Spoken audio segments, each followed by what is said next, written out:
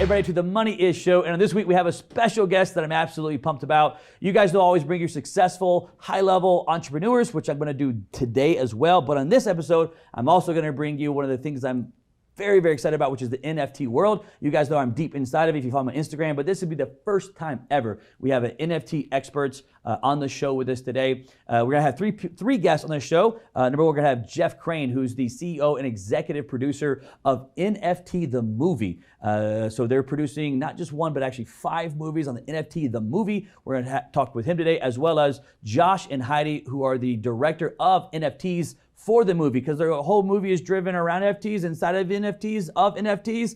It gets confusing, but if you're new to NFT world, I promise you stay with us today as we have some of the highest level experts in the country on NFTs. On that note, wait, one more thing. They are just released, submitted their film of NFT The Movie to Sundance, and the premiere of their release is gonna be in January, so you guys make sure you stay tuned for their premiere in January. On that note right there, you guys help me introduce Jeff, Crane, Hieidi, and Josh from NFT The Movie. Thanks for coming on the show. Thank you. Thanks for that wonderful intro. That was a good intro. You've done this before. I have done it once or twice. I want to like clap. Yeah. With Sam. I told you guys I was geeking out in the office with you because I interview so many people. We talked about it, and I absolutely love it, and interviewing entrepreneurs and CEOs and so forth. But there's certain things that get me like geeked out, right? And NFT is my geek out moment.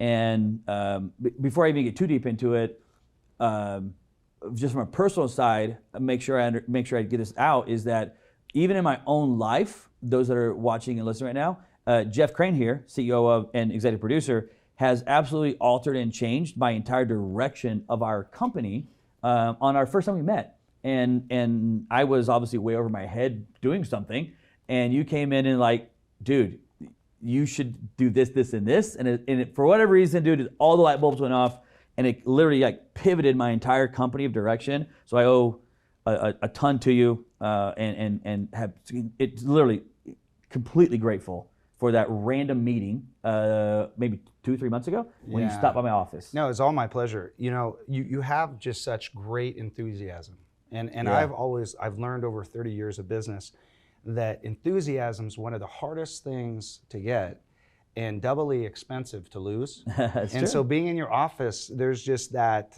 enthusiasm, and we just started talking, and one thing led to the next. But all the credit obviously goes to you, because you had built a platform prior, and I won't go into the details of your platform. And when you started talking about it, I was like, wait a minute. You were there. You were ahead of the game. So grateful, man. So I want to talk about what you guys got going on. And first, let's talk about this, Jeff and Josh Hieidi. If you guys kind of set the tone here a little bit, talk a little bit about the role and relationship of the three of you, of how that kind of works inside NFT The Movie. Absolutely. I'd like to start from where we met, if you don't mind. Sure. So we had a mutual friend, or have a mutual friend, Tyler, who introduced us at I think it was a lunch, right? And when we sat down, one thing led to the next, and we're very much mission-driven, our company. And our mission is to create a movie masterpiece, a documentary masterpiece, that highlights musicians, artists, technologists, and filmmakers on their journey to create, monetize, and protect through NFT technology. And when I read that, and I get the chills right now. I do too. I'm like, ooh. About to cry. When I read that, Hieidi said, would you excuse me just for a second? She pulled something out of her wallet, and then she read her mission. And what was your mission? Your vision? We carry goal cards with us that we visualize every day and what we truly want. And mine was to have a documentary that would showcase us making our way to the top, and be able to show people that they can do it, that they can make any of their dreams come true. But it was to be in a documentary, and like now I'm sitting across from a producer that's like doing a documentary, and I'm like, oh my gosh. And I had invited them. So as I sat down, as you know, when you meet these two, they're just absolutely fabulous. When I sat down, I'm like, wait a minute. And then they showed me this virtual reality, augmented reality gallery that they had created, and they had been so gracious to put NFT The Movie. We have a couple cars that we wrapped. We have a little BMW and a Beetle. And I said, would you guys like to be in the movie? And then she pulls out this little card, and I was just like, wow. So the relationship started with kind of like how we started, where I look at business, if you go at the speed of trust, it's like a relay race. You're all going kind of in the same direction, and you're kind of passing that baton in stride. That's kind of how I felt. But what do you guys think? I mean, no, it was the timing that we met. Like me and Josh are always like, where have you been our whole lives? Like we talk every day. We're like, and he'll like call me and have this massive idea, and I'm like, oh my gosh, like you're like brilliant. Yeah. And so we just play off each other, and we're in the right area. We're in our design. We're in the right place, the right time. In business, my viewers have probably heard me say this before on the show, but I think of business as, for a long time, I always viewed business as three kind of key words, which were business is about connections, who you connect with, collaborations, what are you collaborating with? Because you can't be the one-stop shop for everything. Right. And then your cause. What is that mission that you're driving you? What is the real cause behind it? And I lived by that for a very long time. And recently, another buddy of mine was actually on the show, and we were talking about it. He said, dude, I want to challenge you to do one thing. I was like, cool, what is it? He said, I want you to rearrange your 3 words. And I said, okay. He said, you need to rearrange and have it calls first, connections, and then collaborations. And he said, when you lead with calls, or kind of that mission that's driving you on a deeper side, when you lead your business based off of the calls, he said, most people want to make a bunch of money and then help something. And he said, if you'll rearrange that and lead your company with your actual focus of your real purpose of drive and mission, he said it'd change how you make decisions, it'd change who you meet, it'd change the conversations you have, because you're building your business off of your cause, not who I meet first. And I say all that to say, it's literally like you guys are like the living proof of kind of what I kind of went through, that it connected with your guys' kind of cause, mission statement of what's going on in your lives. And I think anytime you have that where you're leading, driving with that, it's a complete different, I've done a ton of businesses, but that's a different game changer. It really is. You lead with that way. You know, we have 3 words that we follow within our company, and it's they all start with A: ability, access, and audience. Okay. If you have the ability, you'll gain access, and you'll gain an audience. Mm-hmm. What's interesting, and I know you did this because we were talking about this in your office, you kind of do the reverse where you do end in mind. Mm-hmm. If you think about it, at least that's what we were thinking, is that we built this for a specific audience that's going to give us access to their abilities. So we have over 41 people in our movie who have an amazing amount of ability, whether they're artists, musicians, technologists, or filmmakers. And they all have access to a massive amount of people, which is their audience on social media or whatever the case is. And so earlier, your staff, by the way, is fabulous. I love everybody. Oh my gosh, they're amazing. And they were asking us a whole bunch of questions about the social media. I'm like, nah, because our audience has so much access, and because they have so much ability, we're very, very confident that we'll be able to be seen in the right places because of those relationships.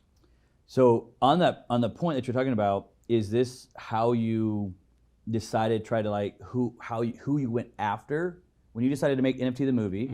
Is that what kind of led you to who am I going to go get and try to bring into it? Was based off of your 3 A's right there? Absolutely, yeah. I learned this long time ago when I was on a mission in Brazil for my church. I had a mission president who was very, very successful. And he had always kind of tutored me whenever we would go kind of on the road. And I remember the story he told one time. He was selling insurance, and he went to this big paper company. And at the end of the table of this big paper company, you'd see these movies in the 80s where the guy just sits at the end of this big table and he's a real jerk. Anyway, my mission president, Bruno Schmeil, he came up to him. He was like 19 years old, had 5 minutes with the guy. The guy looked at him and said, "Get out of my office." And by the time Bruno got to the end, to the table before he got to the door, he turned around and he kind of gave him his 2 cents on what that guy was doing to the rainforest and how he was cutting it down, and he kind of gave him a little bit of hard love. The guy looked at him, picked up the phone, and said, "Sally, give this young man 10% of my insurance. Now get out." Well, he essentially was like the Lee Iacocca, so to speak, of Brazil. So every time he walked in to do a deal, he slapped down a copy of that contract, and everybody signed up because Lee Iacocca signed up. We did kind of the same thing. If you look up Ken Bosak, Kenn Bosak, or Brittany Kaiser, or Nanu Burks, or 30 other people that are in the movie, you'll realize that these are the people who have and are molding the NFT space and the community.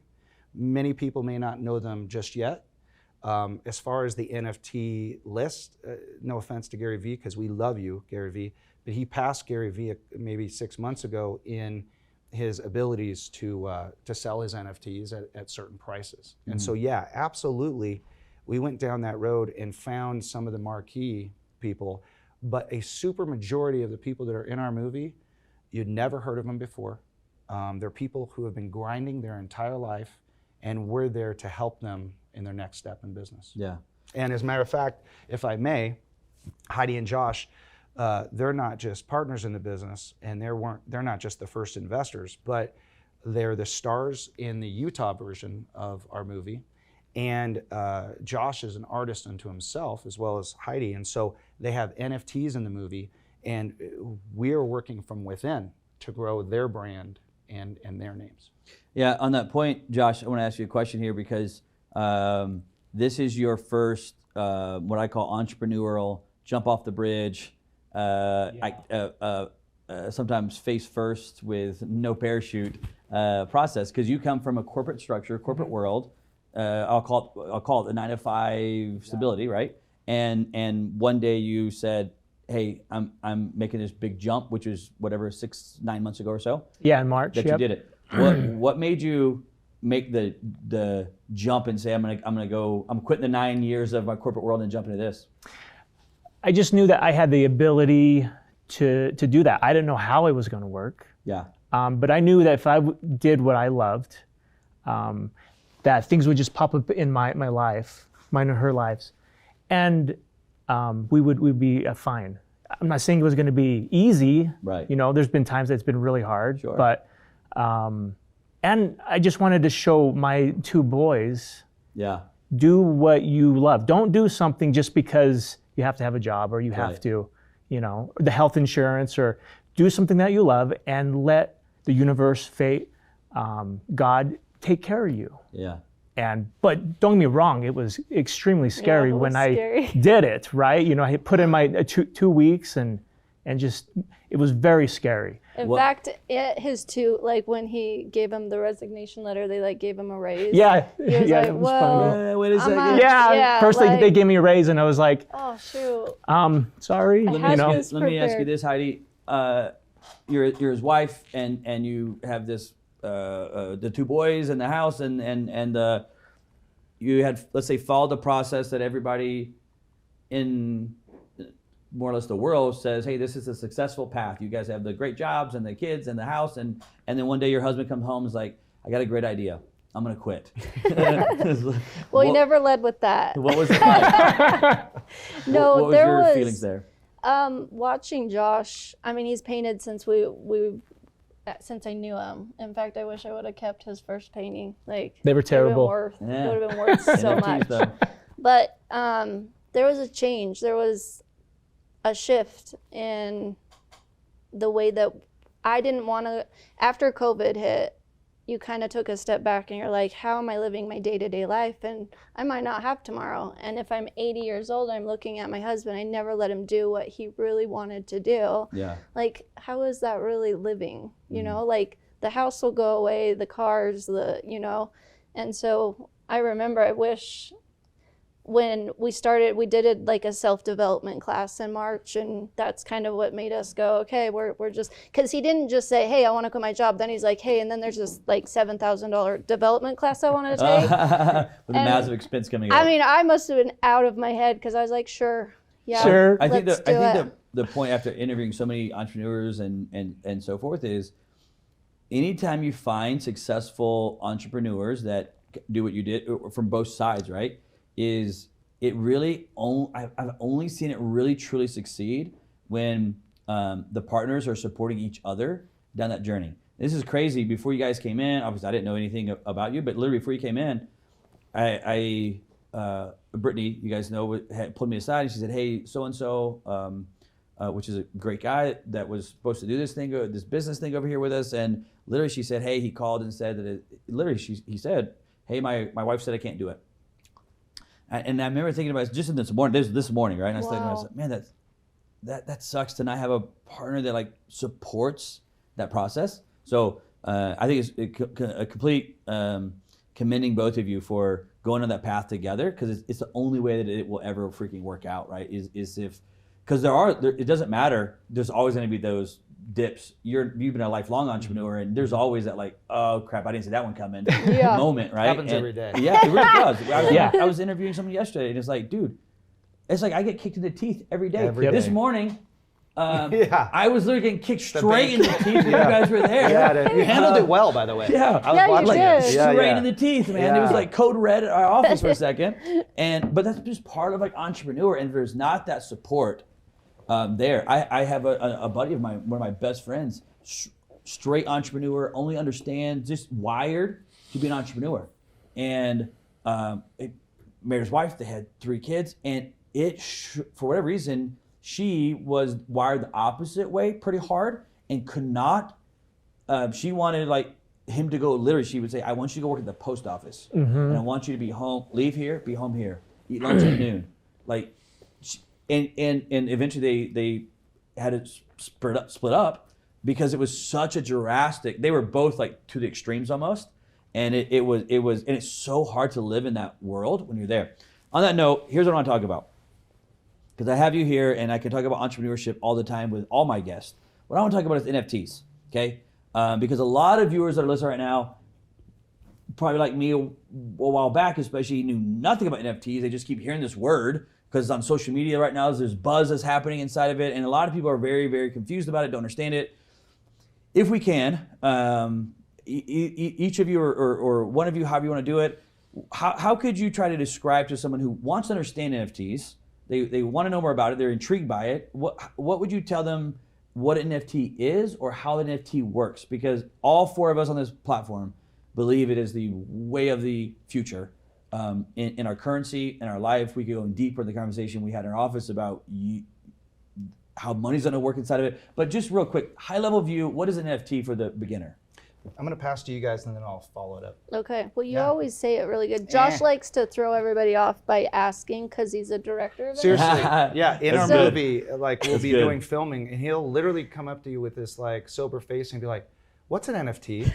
And you're just like, "Dude, I want to punch you in the face." I fell for I'm about it. to answer it. Yeah, I fell Anyway. for it one time, and then he just looked at me. He's like, "Exactly." And I was like, "Were you quizzing me?" But it's anything. NFT can be literally anything, and it goes on the blockchain as an asset. Like for Josh and I, we do his art. So it's like a certificate of authenticity of his art, not a piece of paper, but now it lives in your wallet. So it's saying that this is something that you own physically, but it doesn't necessarily have to be the physical part of it. It can just be a digital asset. But a lot of like baseball cards and stuff are starting to go NBA Top Shop. Like, they make me mad, but I love them. But I hate waiting in line and their drops. Like that drives me nuts. But it can be anything. Music, movies. So first we'd right. say an NFT, if we define it, an NFT could be any asset, a piece of art, we talked about earlier, a horse could be an NFT, a baseball card could be an NFT, pictures that Gary Vee's drawing is an NFT. Okay, so a lot of things can be an NFT. I think one great definition that I love about an NFT is an NFT can be a certificate of authenticity on the actual physical piece, right? So we were just talking about Kevin Leary was talking about this, and he was talking about, hey, here's this watch that I have, but if I have an NFT on this watch, it can prove the certificate of authenticity for the next 50 years, 100 years. I mean, until you're dead, Forever. it will prove the authenticity of it, and it will, because of the blockchain, track who bought that watch, who sold that watch, what day they bought it, what day they sold it, how much they buy for it, et cetera. And it gives you not just a piece of paper that says this is real, it gives you the history of it that you can verify and see that it's real behind it as well. Anybody can. So I love that side of the definition of it. Josh, I'm gonna go to you. What would you say about defining an NFT for the beginners out there? So as an artist, I've sold art, and I don't know if my art has ever resold, but I've never gotten anything from that resell. And so the most important part of an NFT for me and any artist that makes art is they will always receive an income from each piece if someone resells that. So it's a smart contract, a utility that will allow the piece to be resold, and the artist will always get 10% or whatever. So that right there, especially for artists that are trying to get their name out, or it's hard to make it as being one. That is a huge point that I like. On that note, let me get a little bit of clarity coming from the viewer standpoint. So you have this piece of art, and I'm gonna make up numbers here. Yep. You sold a piece of art for $5,000, and as an artist now, that was, let's call it a 1 of 1, and okay, I have to go do it again, or and a little bit different to have another piece. You have this piece of art, you sold it for $5,000. You sold a piece of art. Over time, that art in 5 years now goes to $20,000, and that person sells it to someone for 20 grand, making a $15,000 profit on the piece of art. The artist that actually drew it gets nothing for the increased value of that art, that increased value. With NFT, because the artist owns the digital rights, if you will, to that piece of art that they're getting paid? Or is it more that in the smart contract it was predetermined, if you resell this, or every time it's sold after this, I'll get 5%, 3%, 20%, whatever it may be. And so that's agreed upon up front. Let me go one more step further. If that's true, if that's how it works, what if Jeff buys a piece of art from you, sells it to me, you bought it for 5, sells it to me for 20, 5 years later, you got paid off of it, the agreed upon amount that Jeff agreed to, 10%. 5 years later, I sell it to Hieidi for 50. Am I bound by the same NFT smart contract that has to pay the artist 10% as well? Yes. Okay. So even though I wasn't the original one that Jeff was, it doesn't matter. That's how that piece of art is set up for history now for it. Yes. So it allows artists to be able to make money every time that piece of art is sold in the history of it. Yeah. And this isn't the only time that this has happened. In the 14th, 15th century in Europe, there was a law in the books that if you were an artist and you sold your painting to somebody and somebody else sold it for an increase, the original artist would actually get paid. Yeah. So we actually talk about that in the movie. We have an artist in Puerto Rico who actually went to a class on this. And so all of his art, prior to doing NFTs, he had a contract. He'd sell $10,000, $20,000, $30,000 worth of art. If they resold it and made money, he would get a check. So it's not a new premise. But on that side of it, it's tough because he may not know. That's right. If it ever got sold or not sold. Right. It's sold 12 times and he doesn't even chase know. it down. That's right. With a digital NFT, it allows you to be able to log in and see who's bought and sold. That's right. And how much when they bought, how and they it bought, automatically does it. That's right. It's called provenance. Okay. And that's the history of those transactions. And like Hieidi just said, the platform takes care of it. So it's not like the seller has to, send some extra money. It's all taken care of within the platform. I don't want to talk about what I got going on. It's not the point of the show, but it's what we're doing. I mean, it's literally that smart contract of that you own the digital rights to that card, and Josh bought it from Hieidi, but Jeff owns the digital rights to it. Jeff doesn't have to go chase down anybody. The smart contract just pays out his fee because he owns the digital rights to it, and he just gets the money deposited to his account every time it's sold. I didn't know that's what it was, so I'm very glad to explain You deeper are to the me. luckiest person. And you're Yeah, Jeff said you're the luckiest or the dumbest person. No, you're not, man. Smartest. You did it right. You really did. And let's go back real quick on the NFT. So some people that are watching, they're like, I don't even know why they call it an NFT. So it's non-fungible token. So if we took a dollar bill out, and you took a dollar bill out, Josh did, Andrew, you did too. That dollar bill is the same value, that $1. But a non-fungible dollar would be they did a print of, let's say, just one of George Washington, and he's wearing a hat or something like that. So each one of these items are individual in themselves. So here's a trick question for you. So if you had 10 things, what's more valuable, the first or the fifth? If it was a collection of something, what's more valuable, the first thing Oh, so it's like or a the fifth collection. of the? Let's say you had 10 baseball cards. but it makes up. There was only 10 of set, them. Yeah. right? The set. There, makes yeah, up. there was only 10 cards. What's more valuable, the first, second, third, fourth, fifth, sixth? What are the most valuable ones? I would say the most valuable one would be not the order of it, but the last one that you got that completed the set to make the entire set the actual value. Okay. In this situation, in this example, if it's a collection and there's only one of one, Okay. that's the most valuable. If they made a second one, that's the second most valuable per se, right? And in collection, the 10th is the actually most valuable. So it's the first and the 10th. The reason I bring that up is because when it comes to collectibles, art, music, film that's turning into NFTs, right now people are out there buying these collections, and they're buying the first ones because there's only one first Andy Warhol, right? Okay, yep. Or the very last of the Andy Warhol. The problem though is, or the concern is that NFTs really aren't collectibles. The concern, everything you see, right? Bored apes, or let's say Beeples, right? NFT, millions and millions of dollars.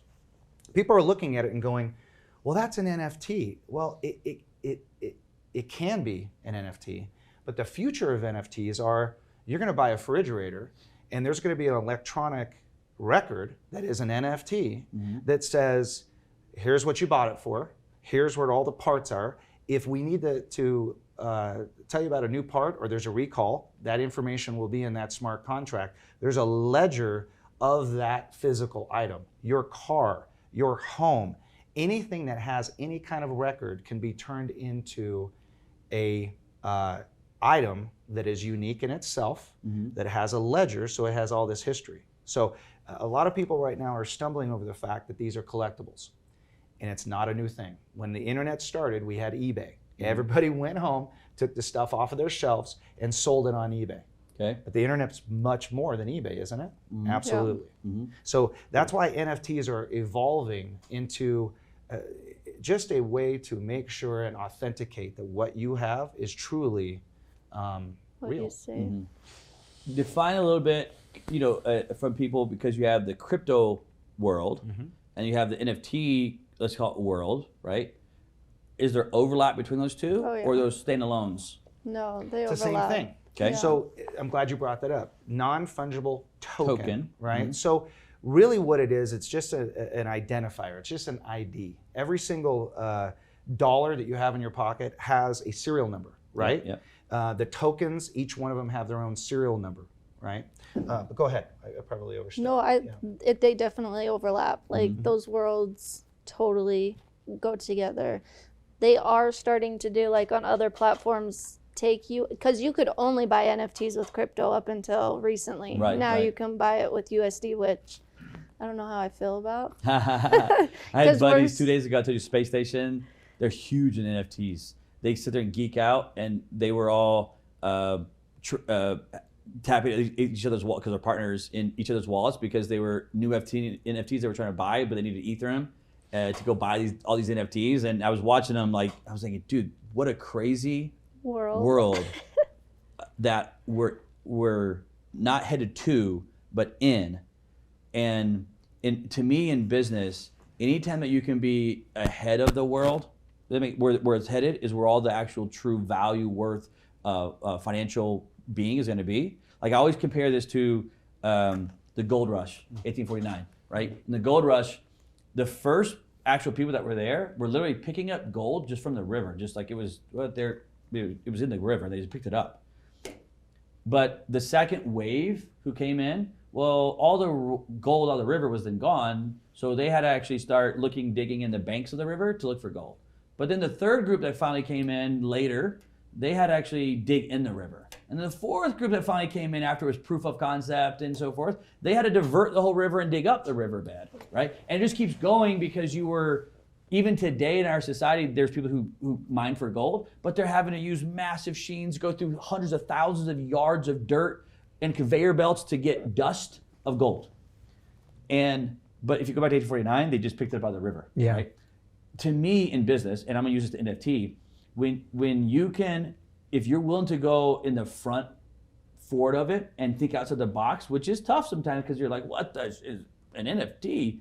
But if you go down that road is where I think there lies, at least always an opportunity for the most amount of gain if you're the first ones there versus the 10th group there after 5 years into it. Again, easy analogy, go back to crypto. What about the people that bought crypto 12 years ago? Right. Yeah. Right. Okay, so Picked it up. they picked it up for Right. really cheap. That's right. And now look where they're at now, Like right? your dad. Versus, what do you call it? Great Doggy, story. Doggy That coin. is a good story. Doggy coin. Doggy coin. That's freaking Versus, the guys who bought Bitcoin in 2019. Yeah. Big difference, but it's the same coin, but Yeah. big difference. I'm so glad you brought up the gold rush because I'm also a fan. My mom lived in that area where the gold rush happened, and we started the movie based on this premise. What really made the gold rush happen was the printing press. Yes. Most yes. people don't realize. Correct. What happened was back east there was there's actually a guy he was a stake president in the LDS faith, and he lived in Northern California, and he had a newspaper, and he would print the newspapers. He would send them back east, and he'd be like, "Hey man, if you need to buy your axe pixies and shovels, come my way." He would go to San Francisco, buy up all the stuff, and then come back to Coloma and Placerville area, and he would sell his stuff. Well, we started NFT the movie on the same premise. We didn't want to dig for gold. We didn't want to sell the tools. We wanted to be the one who sat back and observed and told these crazy stories of these people who, I'm not kidding you, during the day they would go to a blockchain conference, Dane, and then at night they would go find a park to sleep in or go into a hotel room, slip underneath a table that had a long tablecloth and fall asleep because they were grinding, because they're trying to make it. Those are the stories that we tell, because those are the people who built America, this world, or in other words, the gold rush. Yeah, absolutely. I love those stories. I was thinking with my buddy, very, very similar to that, was getting into real estate, had no money, and got invited to a conference, had no money to go to the conference in Florida, and his buddy had no money to go to the conference, and they're like, well, we got to go to it though. And they ended up borrowing some points, some family, got a plane ticket, and they're like, well, we don't have money for a hotel. Why don't we just rent a van, but we'll sleep in the van, and we'll just go shower at a truck stop, and then we'll go to and they literally rented a van, and that was their ride and sleeping premises. And he said they went to Walmart and bought like some sleeping bags and blankets. And he said, I hate to say this, but dude, I had no money. So he said, we bought it because we knew we could return it when 3 days later, whatever it was, that we could return it because Walmart would take it back. So he said, dude, we went and bought this stuff so we could return it. And we said we lived in a van for 4 days and with this whole thing. But it's that type of stories. Sure. Now his name is Jimmy. He's the #1 largest real estate agent in all of Utah. Sells more real estate than anybody in Utah. And but he started from like, I had to sleep in a van to go to this conference, Grinder. right? Grinding to go figure it out. Yes. And that's why I was saying, to be that kind of first one to it, you got to be willing to put that time in. That's right. Because it's not as easy to understand yet. It's not as easy no one has proven every last piece of it out and came back and explained the whole process to everybody where now it's common knowledge. It's not there yet. So you got to put on all that extra time, effort, energy to go do it. Go back to the movie for a second, Jeff. Sure. The idea of the movie, what made you come out one day and say, dude, I have this entrepreneurial crazy idea. I'm gonna go launch an NFT The Movie and document it. What was the purpose for you to go launch this NFT The Movie? What did you see behind it? Much like Hieidi and Josh, who go through these life experiences, and one day Josh is like, that's it. Like, you make your decision, and I'm moving on to the next thing.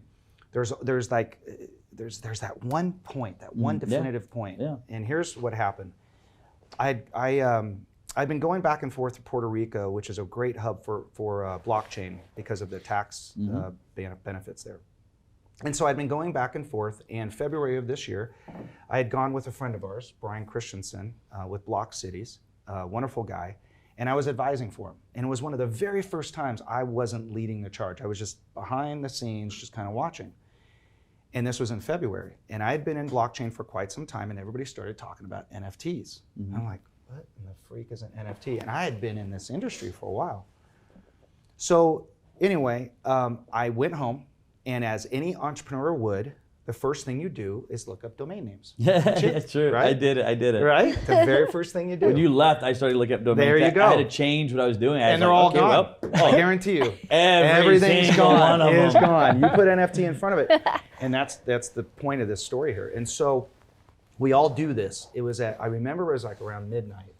And I had owned I had started my career a long time ago, about 30 years ago here in Utah, creditcardrates.com, homeclassifieds.com, hotsaints.com. Anyway, so I was looking up domains and I wonder if NFTclassifieds.com is available. And you got to try it. Of course. And it was. No way. $12.17. No way. I swear to you. I was like, I think, and I'm a horrible speller, ask these guys. So I had to respell it I again. do all the time. Man, this ain't can be right. Classified, E before I before E, Double all that check. other stuff. And that was at midnight. We all do it, right? Oh yeah. Now, I've been an entrepreneur for 30 years, and it's just like Josh was like, that's it. So I wake up in the morning, I'm like, what did I do? Like, I'm insane. No way am I gonna be able to catch up with these guys and compete with these guys and create tools. I'm gonna have to go fundraise. And I went through all of those things that I had gone through for the last 30 years as a startup expert. And I'm like, I'm not doing it. I'm gonna sell this thing. I'm just gonna freaking sell it and let's see what happens. The domain. The domain. Yeah, of course. And I knew what it was worth. Today it'd be worth a heck of a lot more. So I just go to Facebook and where my friends and family are, and I said, hey, listen, I've got this domain name, NFTclassifieds.com. Yeah. Minimum bid is $2,500.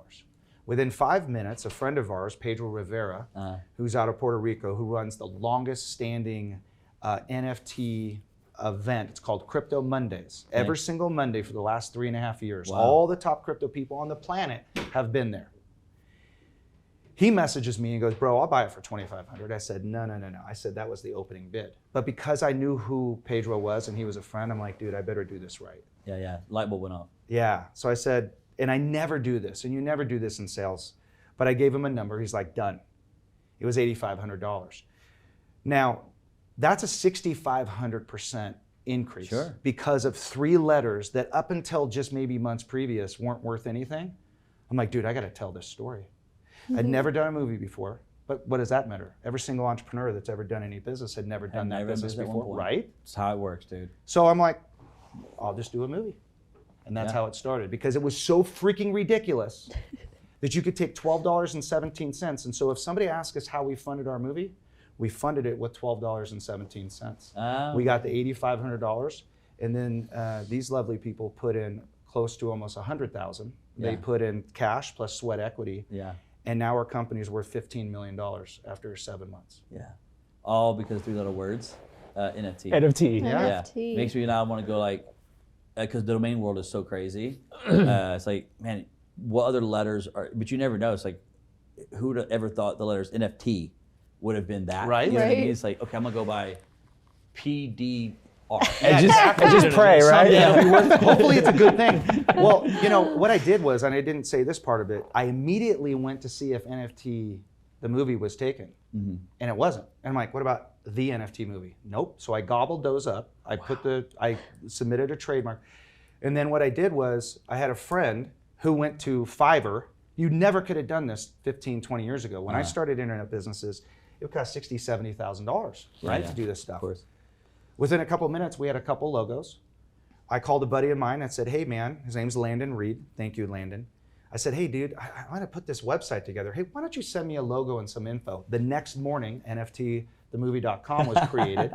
We created some t-shirts, and we had so much momentum. And I want to say this before I pass it back for other questions. We're talking about business, right? Yeah. In my definition, the definition of success is the lack of obstacles.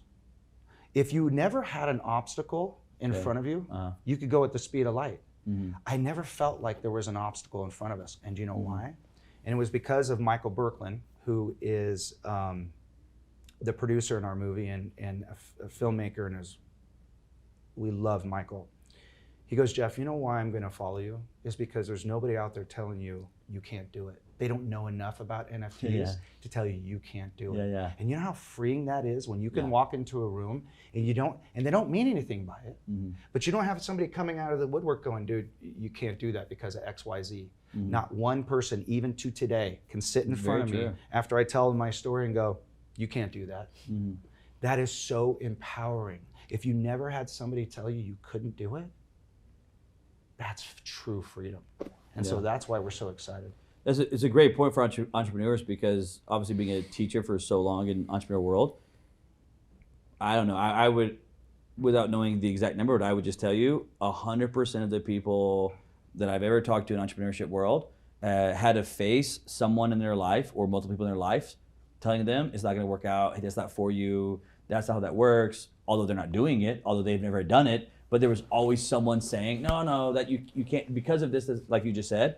Every entrepreneur like that I know of goes through that. And it's a great point, because in the NFT world, like, I can't sit here and tell you from a business perspective, if I was consulting, like what would or wouldn't work, because it's like the wild, wild west of like, well, we gotta go figure it out. I don't know. Which is where I think it, like, that's why I said that when I geek out on stuff, this is what makes me geek out, is because the answers are not all out there. And it's like going to the moon to a certain degree. Like, I don't know, we just got to go and figure it out. I don't know what's going to be up there, but when we get there, we'll figure it out.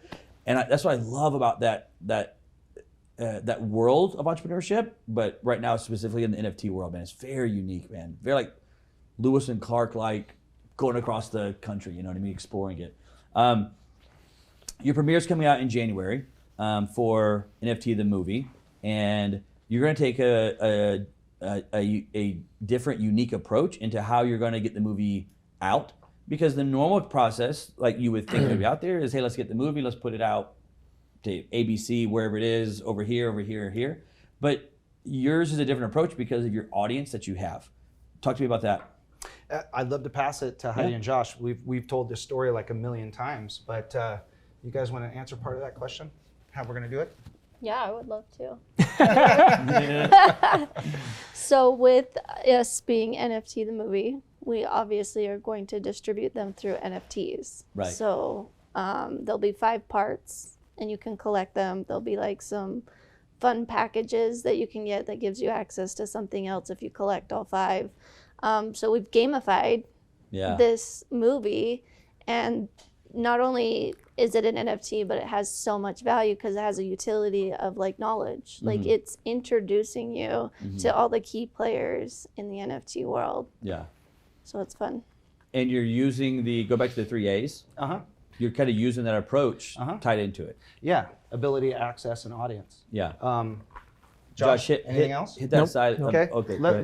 So let me share this. So let's say you had a Facebook group that had 100,000 people in it, and somebody came to you, and you're like the best like pitcher out there, and they're like, dude, we want you to be in our baseball movie. Okay. Do you think you're going to tell your 100,000 people? Of course you will. Multiply that by 40 people, because we have 40 people in the movie, and some of these people you've never heard of, like Jack Storm, who created the jewels for Guardian of the Galaxy. Am I correct? He has 100,000 people on his Instagram. We went to Florida to an event called Shitcoin. Pardon my French, ladies and gentlemen, but that's the name of the token. You have your stable coins, right, which is your Bitcoin and your Ethereum. And then you have your alternate coins, which could be the XRP that we talked about. And then you have Dog or Dogecoin, right? And those others, and those are considered shitcoins. And so this gentleman, Ken Bozak, created this event, and it was the first one this year. And we met a whole bunch of people, and we started interviewing and bump into this guy, Jack. And he's just a guy, he's just kind of hanging out. And after you get to know these people, you're like, are you kidding me? They're like industry leaders in what they do. So for the first time, and Hollywood's shaking in their boots right now. Hollywood and the music industry dude, they thought Napster was scary. This is scary for them. They're starting to change their tune. And here's why. Even your wonderful staff they're like, hey, what's your Instagram? What's this and what's that? Listen, Instagram owns our data. Facebook owns our data.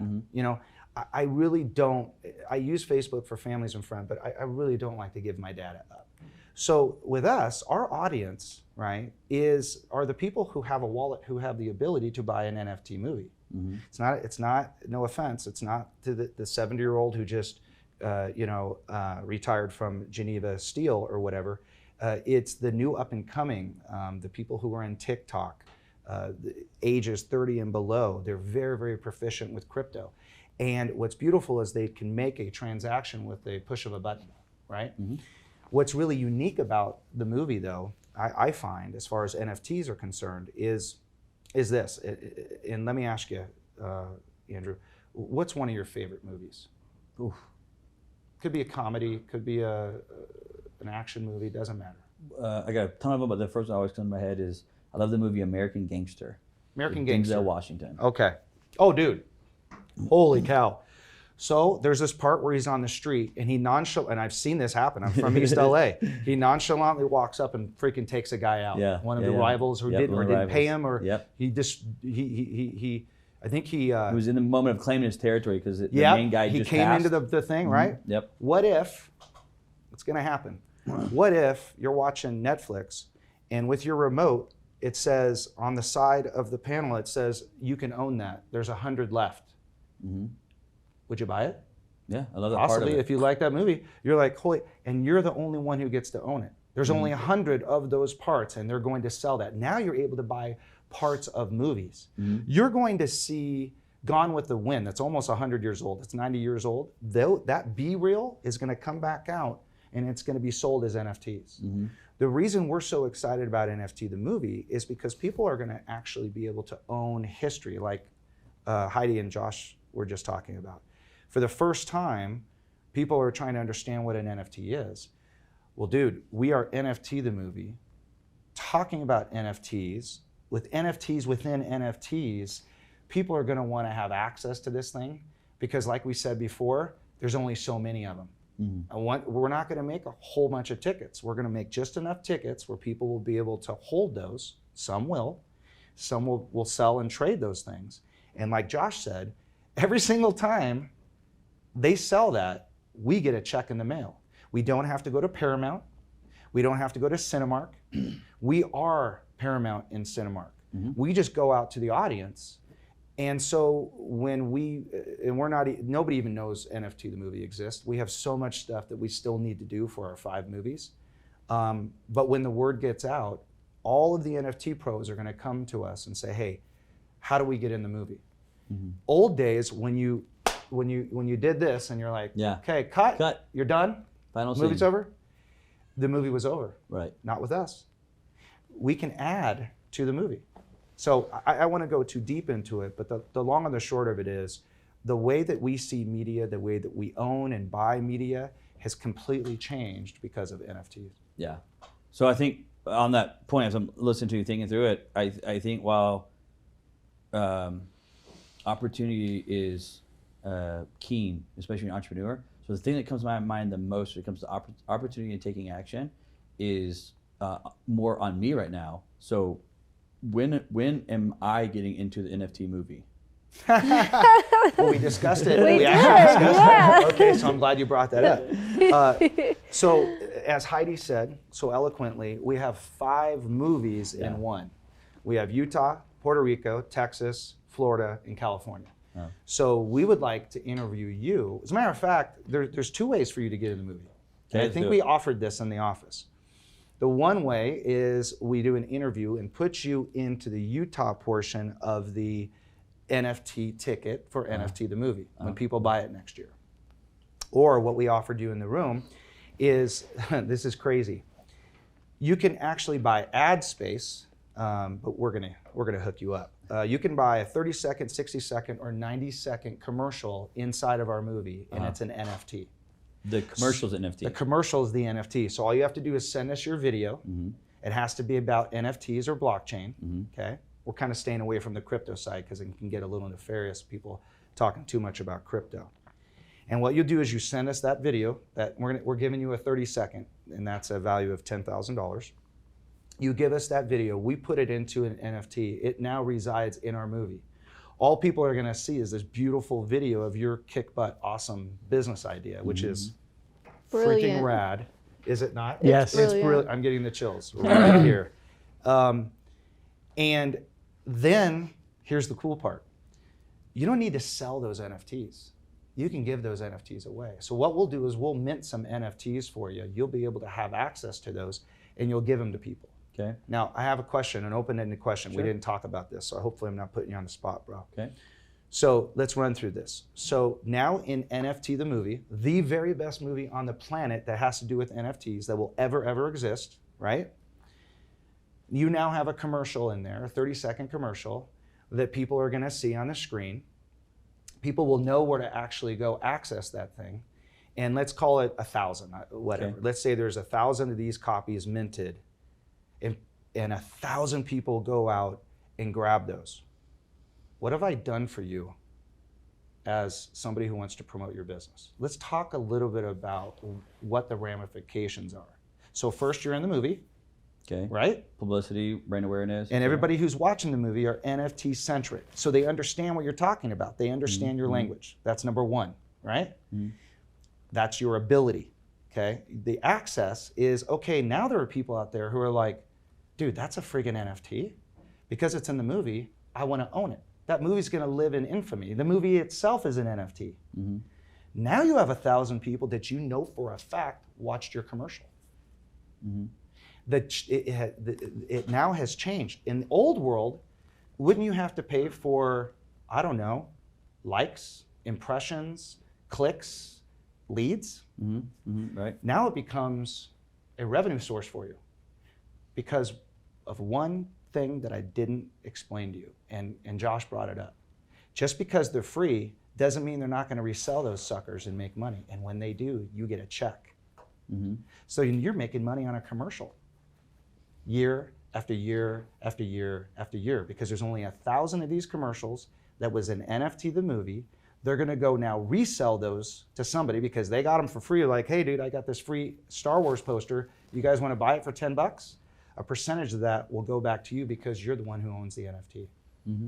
It's mind-boggling. Yeah, that's the crazy part of NFT is it's like an ongoing cash flow because you come from the real estate world, right? And the only way I know to describe it from a investment, real estate background, business background is if how I describe an NFT is I combine those two worlds. What I say is think about an NFT as a rental property, and the rental property pays you on a every time basis, right? Okay, so I said on an NFT, it's going to pay you just like a rental property would on an every time basis, except for you don't have to keep up with a tenant, you don't have to keep up with a house, you don't have to keep up with fixed. It's just on smart contract pays you just like a cash flow property would. But when you go sell a rental property, you just sell it for the market value of that house because that's what the house has a comps valued off of it, and so it's worth 120,000. You sell it for 120 grand. You add business into it. When you build a business, you have the EBITDA, and then you have a multiplier off of your EBITDA when you go sell a business. So when you build a business, you can sell it for maybe your EBITDA is X, and so you sell for a 10X multiplier, right? An NFT is actually gonna be both of those because you get cash flow nonstop. After any time someone's selling it, using it, you're gonna get paid back off of it. But if you ever want to sell that NFT, you can sell it and it would have more of a multiplier process off of it because we could look at it and say, well, it made this much so far, so I'll pay you X off of that. Not just that it like a rental where it only makes you this, but you got stuff for comps. It's like combining the real estate and business world into a token. Is the best way that I know how to try to explain it to my buddies who are CEOs is that way right there. Because we're all business owners, we think weirdly sometimes. Yeah. But is it accurate of what I'm describing? And you know, Seth Godin talks about taking an idea and stretching it. Dude, we're so not done Agreed. stretching this idea. Again, it's like Wild Wild West. There's like dude. so much more to go And with sometimes people have things in their hand that they don't even know it's ready for an NFT, right? it. Yeah, that's bingo. Right? That's me. And when we Bingo. first met, you told me Bingo. I thought you were punking me, bro. Yeah, You're you like- said that. You're like, are you punking me? Yeah, you're like, dude, I have this really neat thing, and you kept talking about it. I'm like, yeah, that's the best like NFT platform ever. And you never said the words, No. the letters NFT, and Never. I'm like, ooh, this is going to be a good one. So yeah, information definitely is power. And and look at we don't. The beautiful thing about how this industry, and we have Josh, and I love to hear more about Josh's experience. But in the old days, you see it. People cut their ears off. They were unmarked grave. All these artists, musicians, and inventors, they went down with the ship. Now they don't have to. Yeah. They don't have to go down with the ship anymore, man. Yeah. And you correct me if I'm wrong, guys. A super majority of what's going on in NFT world is collaboration. I mentioned Ken Bozak before. I don't think he's ever done one NFT. He collaborates with other people, other artists. He gives them a little deal on the front end, and then he makes money in the back end. He makes tens of thousands of dollars daily from his secondary market. He could go to sleep like, for a year and then wake up and have a cache of money. Where does that ever happen? Yeah. That's It what I'm doesn't saying. happen. Yeah, it's so freaking unique. It is. Man. One last question I asked of NFT, then I want to get to the science here. My buddies are big into, I got some buddies with space stations that are huge into gaming. And just recently, I've been watching the gaming industry, which is a massive, it's bigger than the sports world. People just don't understand it yet, of how many people watch the world championship of a video game. It's more than they're watching the Super Bowl. But it like hasn't hit mainstream to a certain degree. It's starting to, but not yet. And in gaming, they're starting to, you can kind of buy an NFT of, let's say almost like a bridge in the game. And once you own that digital NFT of that bridge that you paid for, and there's different ways to do it. Sometimes they win them, but sometimes it's more from the developer's side where they'll sell you digital assets that they say, we're gonna build this game, here's what it'll be. We'll sell you this bridge, NFT bridge for $50,000 or whatever the number is, right? We'll sell you this castle over here that everybody has to use for $100,000.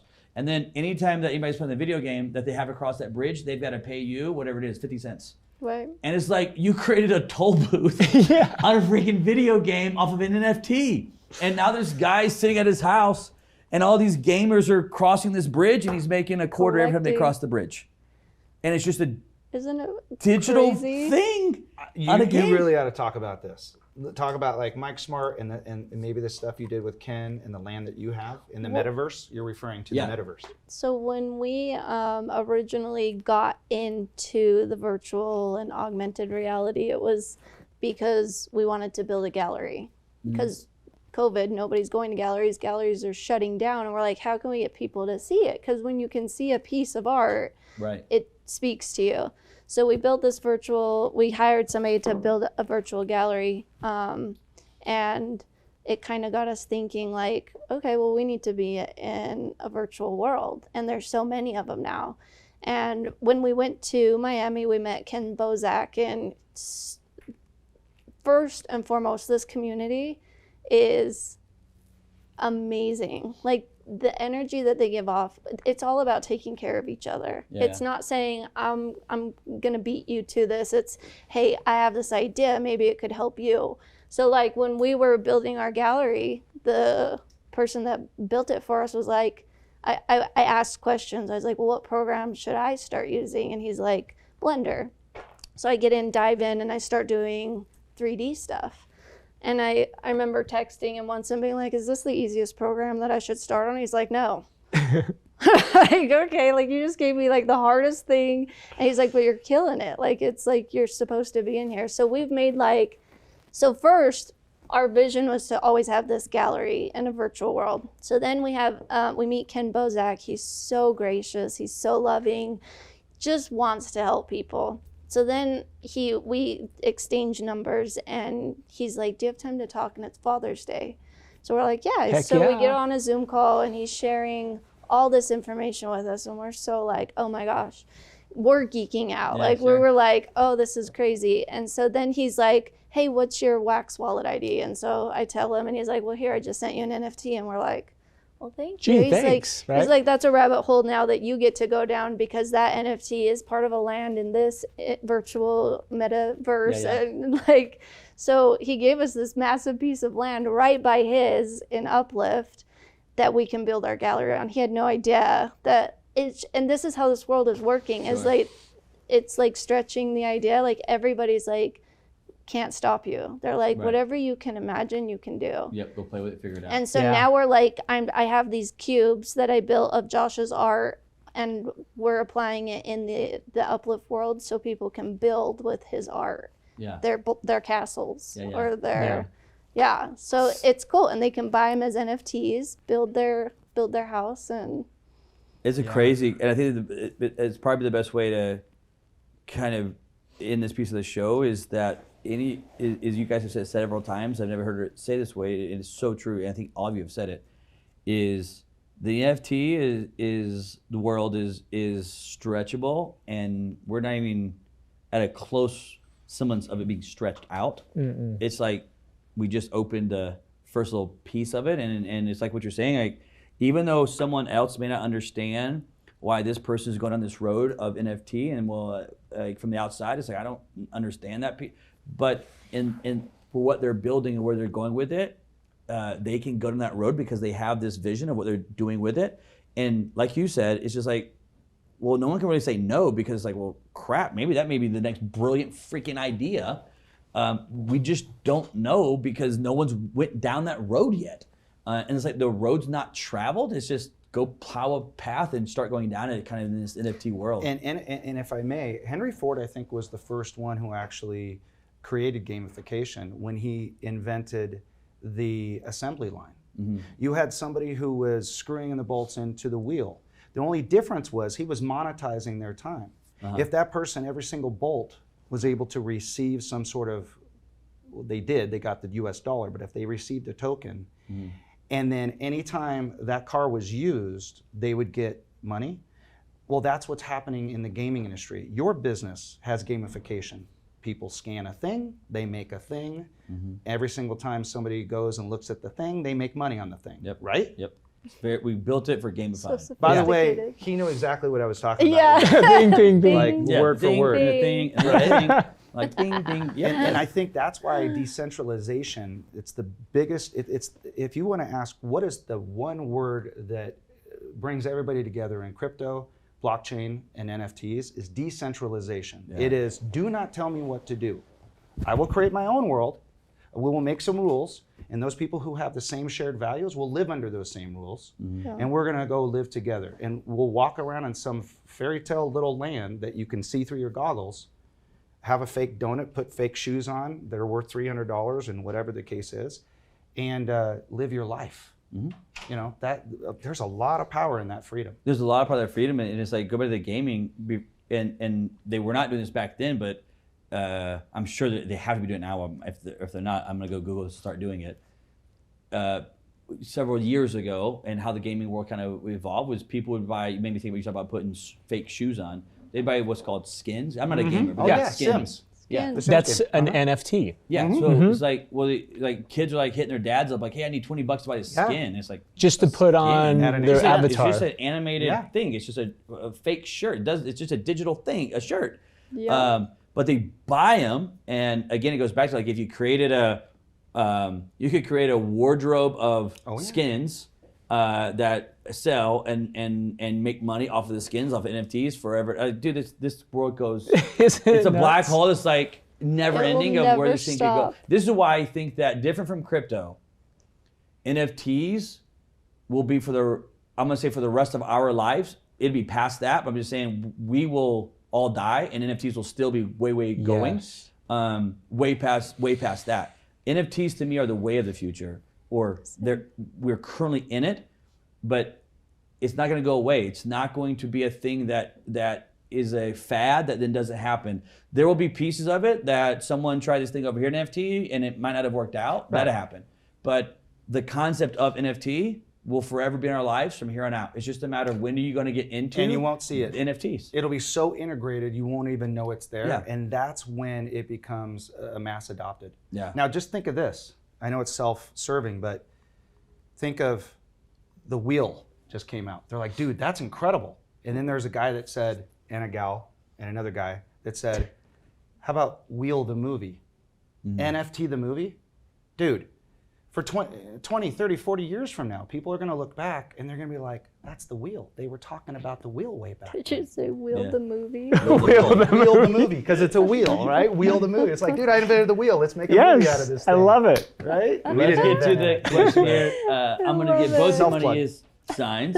And this is I'm so jealous of your answer already. Heidi Are and you? Josh. Yeah, these are going to be some, I don't know. I didn't know what the answer. I'm very excited to see. I'm always excited to see. This one's going to be a different one for me. Heidi and Josh, this would be your guys' sign. You'll pass that down to them and That's so rad. give them that Sharpie there. Those That's are so cool. amazing, these pens. It's the squirrel in me. And this is the Jeff Squirrel. Crane. Dude, I love it. Dude, you guys are Money so is rad. signed. You I will have to say, the picture on here is These like are just Skinny nice. Jeff. You know when you get, It's like, the go NFT through... version we used. There we go, dude. Like, don't yeah. The NFT version, that's classic. All right. I think I know the instructions. you have better handwriting. This is No, gonna your be handwriting is unique. great. I hope No, you it's can fine. see it. Of what We these should do answers are. a new twist where you have to guess. There's so many words. Yeah, that's- It's like, Come on. so many words. Really? What about for Oh, us? yeah, that's true. Come on. Don't give it away. No, you guys are way more knowledgeable than I am on. I don't even know where to Well, start. great. We should be way more. I feel like I'm on Saturday Night Live and I'm Burt Reynolds and I'm writing an Oh, answer the Jeopardy? the Jeopardy version of Yeah. it. That's great. Do you guys sign it? Burt Reynolds. E.T. You guys all sign it? Yes. All right. Did you sign it? Yeah. Did you guys sniff your... Sorry. Yeah, oh yeah. Yeah. Oh yeah. Yeah. Oh, he did. Dude, that's nice. Okay. Yeah, okay. Get, So what do we do yep, now? you just hand it back to me. You're All good. right, here we go. You ready? You guys are making this complicated. I know, I just don't want to smudge it. So I'm we'll just go being very careful. Jeff here. I'm gonna sit that one down, and then we'll do. This one, I'm just keeping this. Just This will slide it in do. there. So this is Heidi and Josh. And here what it says. Okay, so the one guess I had was this because I'm like, I don't know anything but this. It was money is NFT. Duh. Money is NFT. All right. Really we should quick. Put T's. um, NFTs. Yeah, you can add an S to that. We'll add add an S it to that. NFTs. Yeah. Sure. I mean, NFT. my That's a goal good one. is to NFTs. sell one NFT for $1 million. So There you go. yeah, one day. So And before we define get it. off, I we'll always talk about ask your people, brothers that Okay. you just did. Okay. why do you, when they say money is blank, whatever the answer is, why does money mean NFTs to you? What do you mean by money is NFTs? What does that mean to you? Go ahead. Well, let me tell you. Do that. I know, right? He does it so well. Yeah. Well, for us, it's liquidating. It's being able to have an audience for Josh's art and being able to transfer that certificate of authenticity to show that what No, you're good. And also, I mean, just with the smart contract, you know, we will be getting paid every time any NFT sells or even the physical piece. Right. And so, And your kids. yes Yes. yes That's it's what I kids. thought you meant. generational. Yeah. Was that when you build this out, It's true. No, very. you're building long-term cash flow, wealth, what do you want to call it? Yeah. For generations to come because you'll Right. be passing Always. down NFTs for your two boys, you know, as you have them. So yeah, it's pieces of that is like building out long-term wealth inside of NFTs it's just a crazy, and you know, most of my world is dealing with investors. That's what most of my world is dealing with. Obviously, a big chunk of those investors are real estate investors. They spent their 40 years of investing into real estate. And I'm over here thinking, I think I could make more money than you on a digital thing that you don't understand than you've made in 40 years yeah. of real estate investing. And it's insane. And now It's they're happening fun. together. yeah. And this Yeah. didn't start just today. Back, I think it's in Monaco.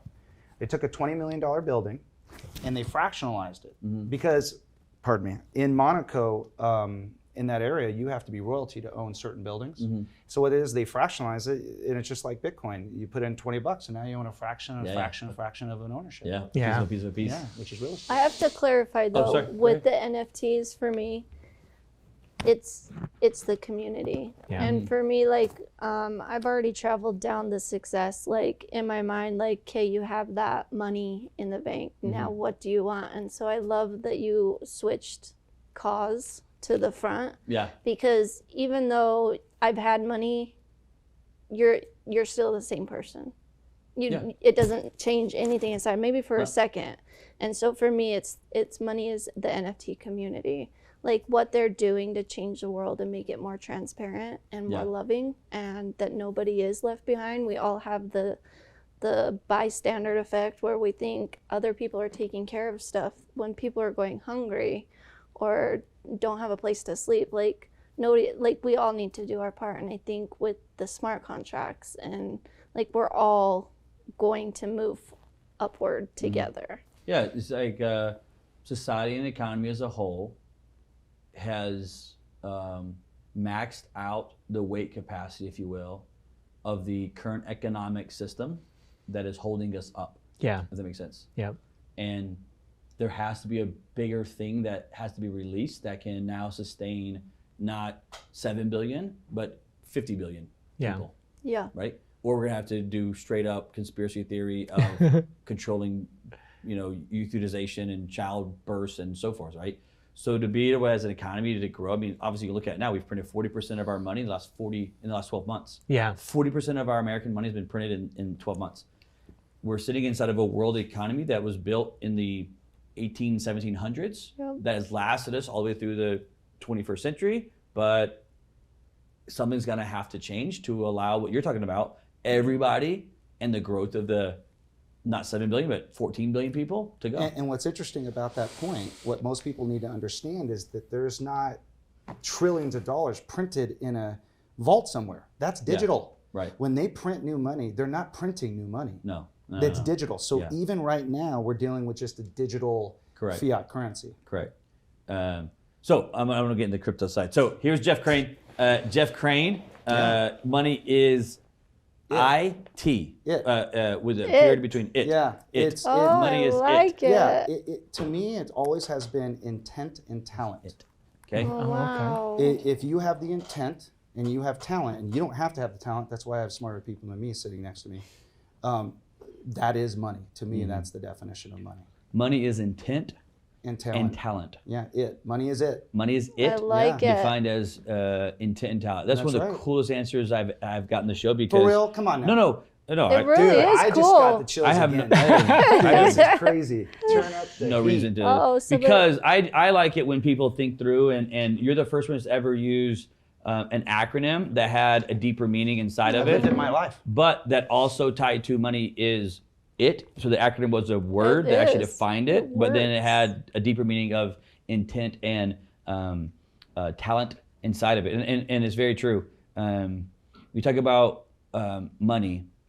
I think that there has to be an intent behind the person that's leading it, driving it, pushing it down the path. I don't think money happens by happenstance and accident. Intent is you coming to the realization that you got to change and you're going to quit your job. That was with intent, right? And when there's intent involved in things and there's intent driving that will lead into a path of money. Not that the intent is trying to get the money, but it's leading with intent of what you're doing, right? And the second one is talent. And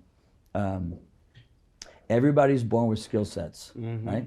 And I can have a certain skill set, and my job, my belief is my skill sets is my job to enhance, build upon, sharpen, grow my skill sets that I was born with, that God chose to give me. And God gave you different skill sets, and you different skill sets, and you different skill sets. My job is not to go try to get your skill sets, because that's not what I was born with. I was born with my set of skills. And a lot of entrepreneurs try to be everything and try to learn this and then learn this and be this and be this and be this and be this all at the same time. And when I really started having massive growth was when I just said, dude, okay, this is me. This is what I was born with. This is my talents. My job is only to focus on what my talents are. And then it doesn't mean I won't need other talents. It just means that my job is not to go become that talent. My job is to understand that I can put together a team of the talent that I'm missing, and they were born with that talent. I just want to partner with them and utilize my talent and your talent with collaboration at the same time. It's very, very, very, very true. And intent also determines talents. If you read any kind of scriptures or any old books, they talk about not burying your talents. And what they really mean, and talent was actually a form of money. What they really meant was you need to practice your backhand. So if you have an intent to have a really good backhand, your talent will rise. I have a trivia question for you. Okay. And you guys can answer this too if you know the answer. Do you know what tip, like when you tip somebody, TIP. do you know what that means? Oh, yeah. Hold on. I just was going through some of these. News actually means something as well. NWES, news actually stands for something as well. Tip. I heard tip though. Let me think. Anybody back here know what tip means? Tip. Now it goes along with intent and talent, because you can tell when somebody gets, unless you're in Utah, of course, but you can tell when somebody gets a really good tip what their intent and their talents were. But tips mean to ensure prompt service. And they used to pay the tip before the server brought anything else. Yeah. You can imagine your service if you showed up and you were buying Cafe Rio and there's a $100 tip. Right. You would rock it, yeah. And then they switched it. So money is a lagging result. We all know that, of a leading indicator. If you get up at noon every single day and work for 1 hour and go back to bed, unless you're an online gamer, you're probably not going to make a lot of money, right? So as far as I'm concerned, money is nothing other than just a result of your leading indicator. The leading indicator is I made it and I saved it and I grew it. Therefore I have it, right? What's my intent? And what are my talents? If I don't have the talent to save it and I have the talent to make it, you're not going to have any money left. Yeah. Raise your hand in this room if you've ever been down that road. Yes. I don't wear Rolexes anymore. You know what I'm saying? So it's like those, and then when you get older, they change. Don't we change our intent and talents once we get older? For sure. Let me just say this. Moses is one of my heroes. When he went up to meet God, God asked him to go talk to those morons down there that were like screwing around with the golden calf. And Moses said, dude, I don't know how to talk to these people, because he was so old at that time. All the crap that went through his brain, think about it. You go to a coffee shop right now and see a 70 and a 75-year-old dude hanging around, they're not going to spend a lot of time with words. They've already spent their words, right? So his intent and his talent was different. So what did God say? He said, dude, go tell your moron brother Aaron, who knows how to talk, to go talk to those people. So he used his talents, right? His intents and talents. And that's why we have on our team, you won't believe this, but it's true, over 21 owners of our company, only one set of investors. Because I saw this intent and I saw this talent and I said, okay guys, let's work together. And so they've worked into earning an ownership into our company. Rarely do you find that. Most times you'll find 2 or 3 people at the top, and everybody else kind of gets to get pushed away. So that's why I like intent and talent. No, it's extremely accurate, man. It is very profound, and both of those words are what we call new words for the wall. So I knew they would be. I knew they're gonna be new words. We made the wall? Yeah, because I try to only put new words on the wall, so that it's not like one wall full of all the same word. Oh, right. You know, on my wall of fame out there. And so these are 2 new words that normally at this point I end the show, but I can't end the show before I hit this one piece right here. I saved it to the very end, because this is a gift that was given to me by Josh, and this is an art that I'm not going to tell you how he did it, because I'm going to let him tell you how he did it. But this is art that he graciously gave me. I love collectibles, as you guys know, and I love art. And it's funny because Hieidi, you were on the show. You said something. I was like, well, I'm not going to cover it now. But you said art. The reason art galleries are so important is because art speaks to people differently, and there's no way that you could ever paint something and know what it means to different people, because it does something different. And it's crazy because it's very true. And I literally thought about it when you said that, because when you gave me this piece of art and I was looking at it, kind of like you start to process it and what's there, and then you told me I think it was the name of the piece. Yeah, and New York City Night. New York City Night. Come here. Yep. Switch spots. Oh, thank you. When you gave me this piece of art and I was processing it, and you said New York City Night, it's funny, but I literally, that's how the brain works, which is amazing. I've been to New York City tons of times, but when you gave this piece of art, you told me it was New York City Night, for whatever reason, my brain pulled a moment in time of my life when I was in New York City that it flashed and reminded me of the architecture, like the buildings, how you have them laid out, and it put me exactly in this spot where I was standing at, looking at New York City. And I've never thought about that. I would never have thought about that, like, location or standing there. As far as I know, my entire since I did it, like, I don't know, but my brain subconsciously pulled that image, that moment in my life, and put me here. Put you there. And put me here for New York. And so when you were talking about earlier, and you said, art talks to people differently, because that happened in my office. Like literally when you hand it happened there, not here. It happened in my office. Wow. When I was looking at it, processing it, and you said New York City night, and without me thinking, that's what subconsciously it pulled that memory from me. And so when I think about this, I think about this trip that I had with my family and where I was standing at, because it's what popped in my head. So it's amazing how art does that for people. But Josh gave me this piece of art, of course.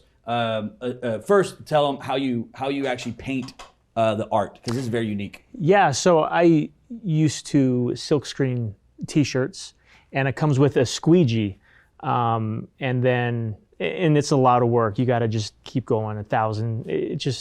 I didn't want to do it anymore, and so I thought, well, why don't I apply paint to the canvas? Yeah. And kind of learn a technique, because at first it didn't look very good. It's hard to do. It looks easy, but you got to it's kind of. hard. And so over the past, it's been almost 10 years I've been doing this. You develop a technique and a way and a feel. And really, my soul is in every single piece of art, because there's no reason I would come up with the way a piece of art looks unless I felt it, right? And so every single piece is a part of who I am, good, bad, ugly, whatever it is. And so that's what I started doing. Let me tell you one more thing that I didn't share with you, but I always like connecting with people and allowing, what do you want to call it, the world to be the world, and just let things connect.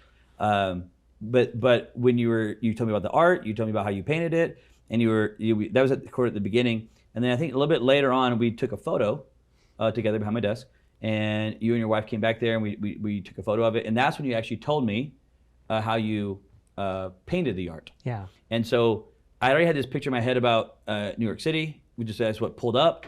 And then you talked about the squeegee, and I almost again said something to you. Then I was like, I'm not gonna say anything. It's kind of almost quirky. But the connection that I had with you, bro, was that anytime that I'm in business and you go through a tough time, a hard time, whatever it is, the very first actual true business that I ever had, like grade school, I was actually doing business all the time, but like actual business was a squeegee. Nice. First business I ever had was a squeegee. That's cool. Were you cleaning windows? What? I was in college at 20 years old, and I had no money, nothing, and I bought this magazine, and literally I bought it at Walmart called Small Business Opportunities, and it was either I had a 2-liter Mountain Dew and a can of sour cream and onion Pringles. But I had no money, so it's like I had to buy this or this magazine. Yeah. And I was working my first job at UPS. I was miserable, freshman in college, and I remember I had to make a choice to buy this magazine. Long story short, with the magazine, and there's all these businesses in it. I couldn't do any of them because they all had money, except for there was one called window cleaning, and I was like, I think I could do that. It's just a squeegee and water, I think. Yeah. I knew nothing about it. Next day, went to my buddy was getting some pair of glasses for his eyes, a little 4 Eyes optical. We're sitting there, and he was kind of flirting with this lady, and it just so happened she was the manager. I didn't know at the time, and I just blurted out, "Who cleans your windows?" Like, we were just sitting there, I just blurted it out. And she's like, "Oh, our window cleaner just actually moved away. Are you a window cleaner?" Yes, I am. Yes. Yes. And I started a window cleaning company. I built it to almost $1 million.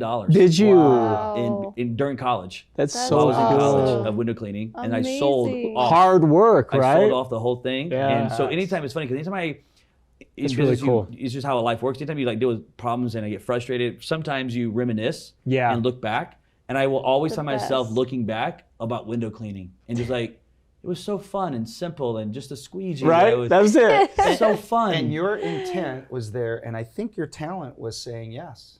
Yeah. Because you hadn't done the windows before. Your talent was, I'm here. I'm ready. Let's Yeah. do Let's this. go. And that's it's so I built it. So inspirational, there's a dude. lot of connection to this piece. That's for me. That's so as cool. someone who enjoys art. Yeah. I always like getting connected to the art piece, and dude, I have a lot of connection of which where I was in New York City, and B, when you told me Squeegee. squeegee, That's it like so reminds me of cool. my birth of entrepreneurship, basically. Yeah. So every time I see this picture, man, I promise I will think of you and reminisce of all my fun, good times Squeegee. of entrepreneurial Squeegee life, years. squeeging, Yeah. inside of it. That's we're fantastic. Gonna Thank you for sharing transfer that. the NFT to you. Yeah. Oh God, you don't have to do that. No, It's an yes. NFT as No. well. So there It's it the is. certificate It's the of certificate. authenticity. Oh man, that's even better. It Of course. goes with it. That's how it works. Yeah, that's For sure. so. And of course, this is the piece that. Can I say who I'm going to tag? Yeah, please. So, well, you tell the story. You tell the story. So D-Rock, Gary V's camera guy, one of the very first, kind of started with him. He's kind of always been fond of my art, and this is a piece that he really, really liked. And I told him how much it was, and I think he garage sold me, and he was trying to get lower. Yeah. And I just wasn't going to do it. I'm worth it. And so, but there was a reason for that, Yeah, because now Yeah. it belongs in your No, I presence. will truly Yeah. enjoy and appreciate it, and connect with you on it for a long time. And I told you I'm gonna hashtag. I'm gonna make a post of it. I'm gonna hashtag Gary and D-Rock Yes. and let them know you lost, bro. You lost You lost. You're hard. trying to garage sell. And Yeah, it didn't work out, let it bro. come down. You got to Nope. pay the price, man. I love and you it. could have had the NFT side of it and everything. So, dude, sincerely from the bottom of my heart, I appreciate it. It was a great piece, and it means, Thank you. It really does mean a lot to me, man. It really does mean a lot. Thank to And me. so before we much. go, Appreciate that. wanted you to try on this cloak. See, our company, everything we do, when we walk around, it's NFT The Movie here, NFT The Movie there. And so there's a local company called Electro Threads, Okay. owned by the Murdoch family. You know, like Ken Murdoch yep. and Kenny and those guys, and Casey. And you know, I really do live by these words, the words that are on the back of my shirt here. So come on over here, bro. We need to have you Yep. put this Photo sucker op. on. No, photo Bruce- shoot. Bruce, where's the- photo shoot. Hold on, let me get Bruce in the camera to make sure we're good. Yeah, Is that a dude. good angle right there? Here You're we good? go. Try this sucker on, because now you feel like one of the crew. And whenever you're hanging out with us, we're gonna have to get you a cloak. We there you know go, someone that can Yeah. get There you you one. go. Right? Heidi's got hers on right there. So let's bro. turn this sucker Isn't around. that tight? See, Isn't right? that This is cool? all you, dude. Are I they can. amazing? I will. I do. I Only am wizards You gotta do wear the best cloaks. cloaks. window Yeah. cleaner on the planet. Yeah, yeah. Only And we got- wizards wear You gotta clothes? do Yes. your Yes. muscle. And then if you want, let's do it right. Let's go. Oh. Ready? Here we go. Oh yeah, now turn it. Let's see There what you go. got. That's it right yeah, there? That's it. I love it. Yeah. Look at I didn't ask that. you to flex, but anyway. Yeah, and then look. I didn't ask That you. looks great. No, I love it, bro. Yeah, bro. You have to. You're gonna Wow. sweat in that thing. 'cause I it's warm, know, but it it's is good. warm. It's a warm day. It's very warm. It feels My- good though. I know, dude, man. You guys have given me so many gifts. Freaking a commercial, No, we an thank you NFT, guys. of art, a cloak. All I need now is a dagger, and I'm good. Man. I'm good to go. Cloak and dagger. I Nice. appreciate you guys coming in. It's always a fun time. And Jeff, I've obviously met you a couple times now, and just meeting Heidi and Josh, and you guys are awesome, man. Sincerely, great people. I cannot wait to see what the future kind of holds for you guys as you stretch out the whole NFT world and play with it and dive into it. And I will be a cheerleader of yours for a very, very long time. Come to the premiere. We'll course have I'm you gonna and the come to whole the team premiere. come Yes. to our premiere Of in course I'll Salt be Lake. there. Support you any way that I can. Yeah, man. regardless if we get Thank into you. Sundance or not, we're doing a premiere. Yeah, of We're course. having a party. That's we right. worked hard for this. Oh yeah. It's been fun, though. Happy to do it, man. So excited for you guys. You guys watching the Money Is Show, make sure you go to NFT The Movie. It's coming out in January for the premiere. You guys follow them. Get into the NFT world as these guys are changing the world as we know it when it comes to the NFTs. We'll see you next time on the Money Is Show.